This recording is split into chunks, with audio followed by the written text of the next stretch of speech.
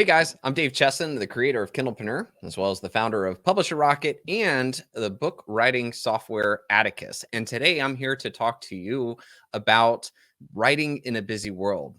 You see, one of the greatest things a writer can do is continue to write. We're constantly faced with book marketing, agents, publishing, formatting, all these different components. But what you can do is just keep writing. As you write more and more, you not only improve your skills, but you also increase the number of books that you have, which gives you more opportunities to have more fans. But the truth of the matter is that most of us don't get the ability to uh, use every day, all day to work on a writing craft. Many of us have jobs that we have to go to.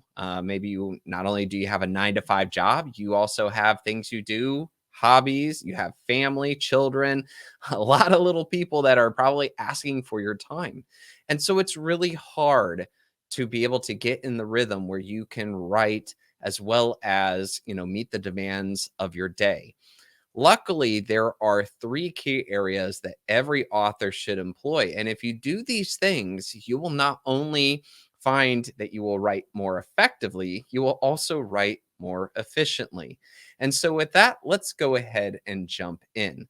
Now, the first thing that is really important for your writing is that you need to set a set part of time towards it. What I mean by this is that most of us make a mistake of thinking we'll just fit in our writing whenever we can. Hey, maybe in between lunch, I could do it here, or maybe tonight when I get home, I'll write then.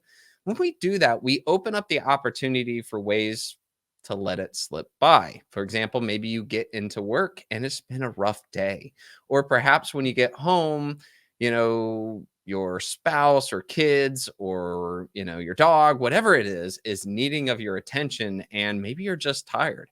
And so this is one of those things where we start kicking the can down the street and we keep thinking to ourselves, we'll write, okay, this time we'll write, and then we never get to it. So what you should do is set aside a certain set of time every day, no matter what. Think of it like it's a job. Now, I know we don't want our writing to feel like a job, but you don't just decide not to show up for it. So, if you put it in the calendar, you're going to be more likely to actually follow through on it. One of my favorite tactics that helped me, and I know this can sound really masochistic, but I would actually get up at 5 a.m. every morning, and I wouldn't allow myself to drink coffee unless I got down to typing on the computer at 5:30. Okay. And by doing that, I had my time period of 5:30 to 7 every morning, Monday through Sunday, where there was nobody who could stop me. There's no little voices asking for cereal. There's nobody at work telling me, hey, I've got an emergency. You need to do this thing. That was my time. And that made sure that I wrote every day during that period of time. Okay. So make sure to actually schedule it in your calendar and you will have a much higher chance. I would also recommend a little icing on the cake is to do it in the morning when there's no chance of things happening. All right.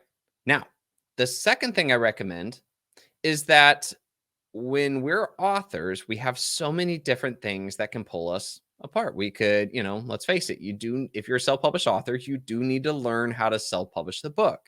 You have to learn how to market it. Even if you're a published author, you still need to learn how to market it. You have things like email and social media and all these other things that can come into play. Now, sometimes authors get into this habit where they do one thing for a whole bunch of time and then they do another thing for a whole bunch of time. My recommendation is that you split your time.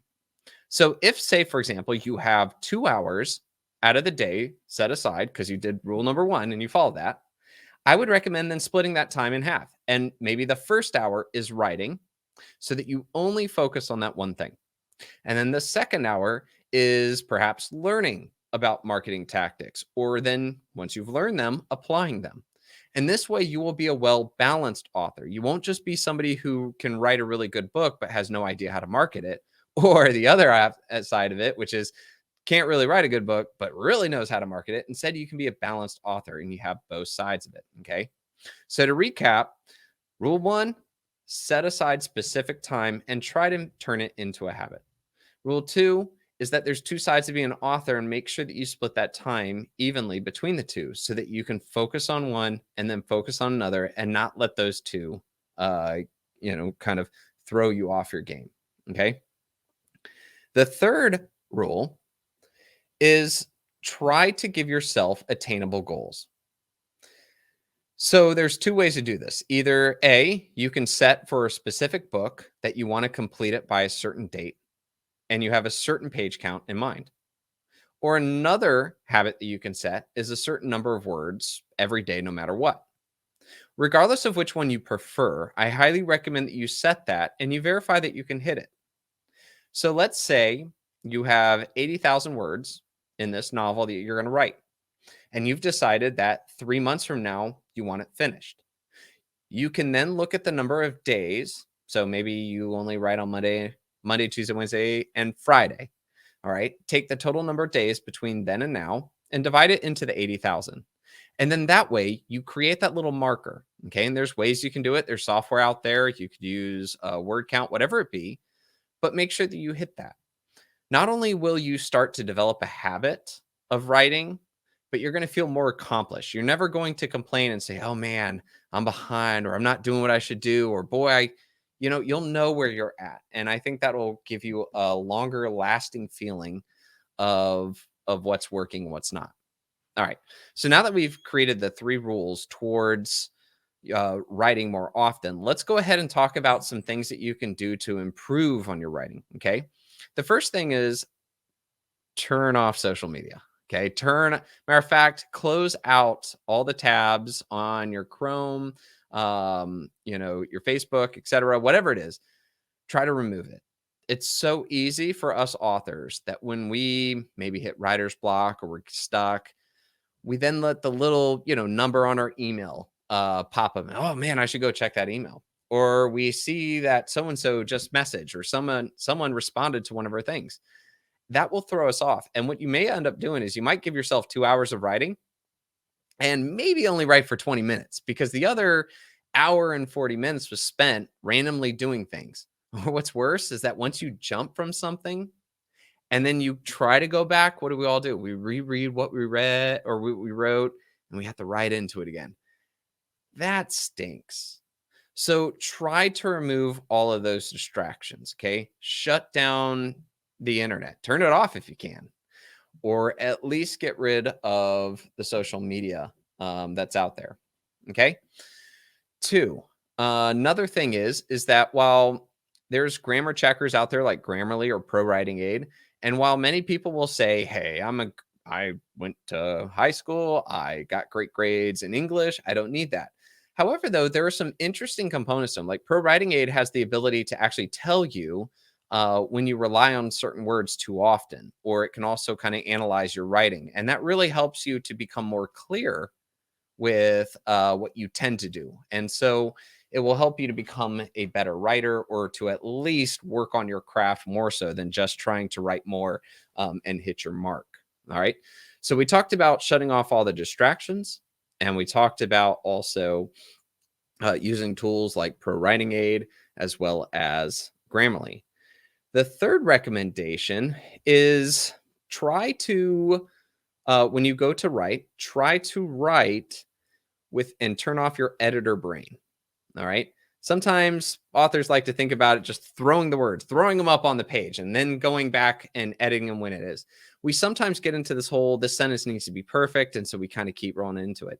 This is a great tactic, especially if you just have writer's block.